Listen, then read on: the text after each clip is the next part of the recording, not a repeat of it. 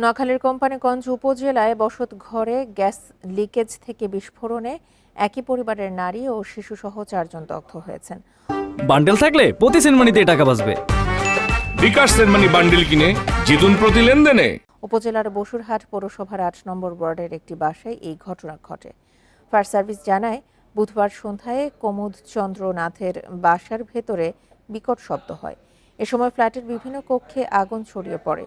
এ সময় কুমুদ চন্দ্রনাথ, তার স্ত্রী, ছেলে, মেয়ে সহ 4 জন দগ্ধ হন। পরে তাদেরকে উদ্ধার করে হাসপাতালে নেওয়া হয়। সেখান থেকে আশঙ্কাজনক অবস্থায় শিশু অর্দিকাকে ঢাকায় জাতীয় বার্ন ইনস্টিটিউটে পাঠানো হয়।